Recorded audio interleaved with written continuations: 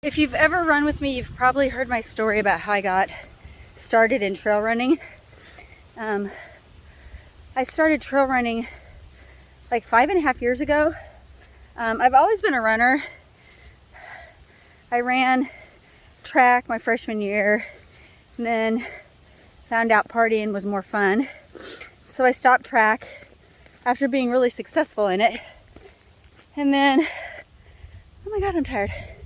And then I got married, had kids, all while I was super young. So I was a stay-at-home mom and was able to run. I picked up my running picked it back up and just kind of ran to stay healthy along with the kids and their bicycles, and worked out in the basement while they were taking naps and whatnot. And then when they got older, after my divorce, I kind of stopped running again because, I was single. Let's have some fun. And then I got remarried, had another child, and right after she was born, I got back into fitness big time. I started training like 5 days a week and running a couple days a week, and ran my first 5K race at the Kansas City Marathon back in like 06, I think it was. And then just kind of worked out and ran off and on through the years, and then divorced.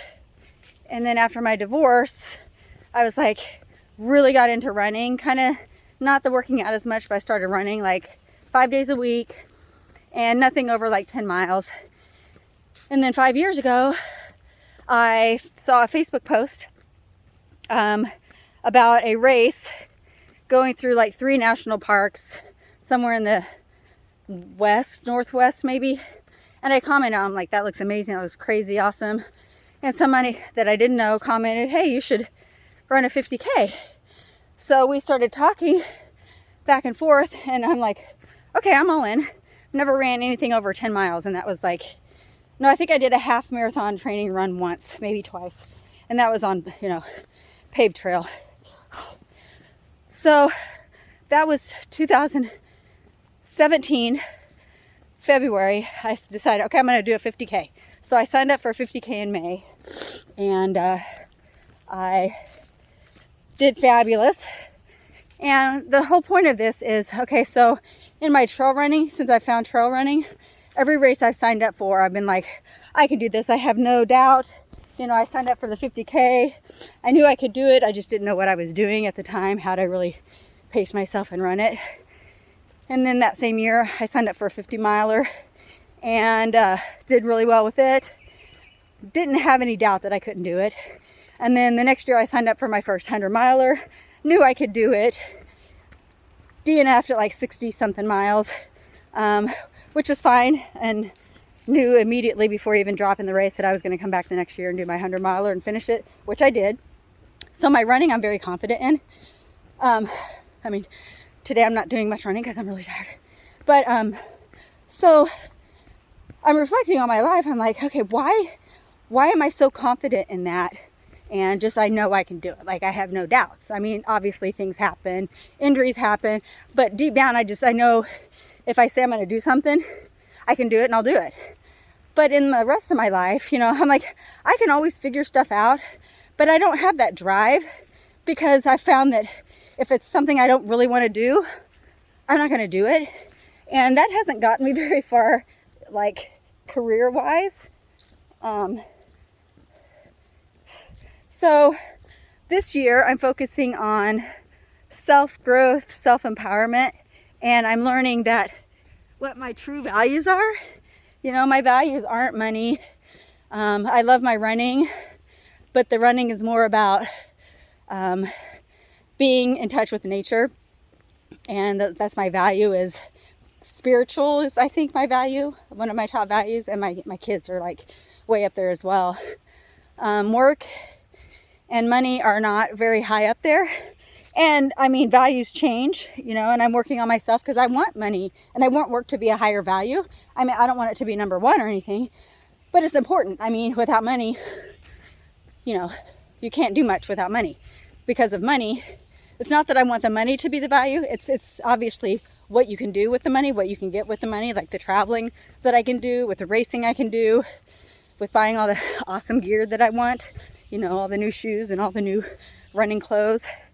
All that requires money, right? So this year I'm focusing on self-growth, self-awareness, and I'm hoping to do something with that, because my running and being out here just keeps me inspired. Even when I have bad days like today of not running, I'm still inspired. I'm like, nobody made me do this. I didn't have to come out here and do this.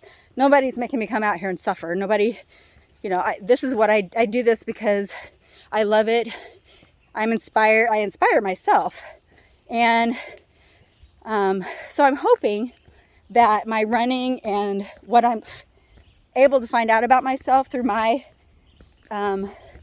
stuff I'm going through, as far as the program I'm going through, I'm hoping that when I figure out what's going on with me, I can use that to help others that are, you know, I'm 50 years old, and who else out there is like 50, 40s, whatever. You thought by now you'd have your life figured out. Well, a lot of people probably are somewhat, you know, figured out, but there's a lot of people that are like, I just don't know what I'm doing with my life. Not sure what I want to do when I grow up. And that's always been me. I mean, I've been very fortunate in my life with the things I've had show up and appear in my life. And I've never been in a really bad place as an adult. You know, I've definitely had bad moments. You know, I've gone through 2 divorces. But so I'm on this mission to figure out myself, figure out my true values, figure out how I can use my values and make it a career and serve others. Because I find that when I'm on the trail, you know, you're on the trail long enough, you're talking. You spend the whole time talking. And I love it. And I think with that, I could use that time and talk about stuff that's beneficial to people, you know, help them either the proper way to eat and drink. You know, I was running with a girl the other day, and she's awesome, you know who you are. And we were running, and she's like, yeah, it was warm that day. And she's like, yeah, I got to learn how to run without drinking water. I got to run with deprived of water. I'm like, absolutely opposite. You need to stay hydrated. I'm not sure where you learned that, but that's absolutely wrong. And she's like, oh, really? Well, I thought the opposite. I'm like, just little tips like that, you know, teaching people the right way to eat, drink. Because, I mean, I still, you know, I know what to do. It doesn't necessarily mean I do it all the time. But the knowledge that I'm gaining from this process that I'm going through, I hope to, you know, inspire people to get out on the trail, or I guess even run. I mean, my love more is trail, and I just want more people out on the trail and be in nature and get away from the city, and just being in nature is just amazing.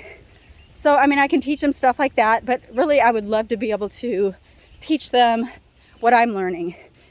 Teach them how to, you know, learn their true values and what that means, and how to use it to their benefit and not judge themselves. Because I judge myself, and I'm so hard on myself, and I encourage people all the time.